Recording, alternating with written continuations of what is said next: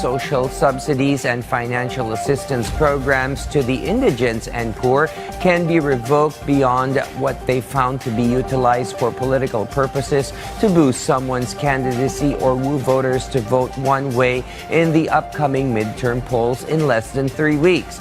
Poll body rules clearly disallow and outlaw candidates running for office to be active or present in any government distribution of aid. Our Harley Valbuena has more. The Commission on Elections or COMELEC warned that it will revoke the granted exemptions on election spending ban on the distribution of ayudas of local government units that will be proven using such assistance for campaigning and vote buying. This after the poll body suspended the exemption of aid distribution in the provincial government of Batangas due to the allegation that it will give undue advantage to Batangas Governor Hermelando Mandanas, who is now gunning for the vice-gubernatorial seat of the province. This is also in line with the numerous show-cause orders issued against different candidates. According to COMELEC Chair Attorney George Erwin Garcia, it is stated clearly in the rules on exemption that no candidates should be present in the distribution of aid. Hindi po mag-aatubili ang inyong COMELEC na ito ay tanggalin sa kanila.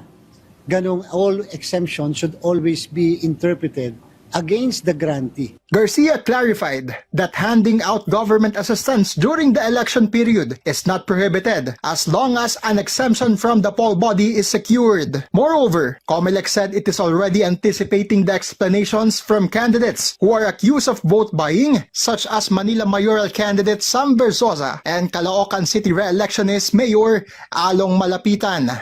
Kung sakali yan talaga ay distribution ng ayuda na binigyan natin ng exemption, sinunod ba yung conditions na naandun sa binigay natin na exemption? The poll body added that it will continue issuing show-cause orders against candidates until next week. Its task force Contrabigay, meanwhile, assured that they will act swiftly on the explanations to be submitted by the political aspirants as Election Day, which is on May 12, is fast approaching. Kapag nilabas ko yung show cause order at sumagot naman sila within the given time frame, I'm sure that the committees and the task forces are up to the task.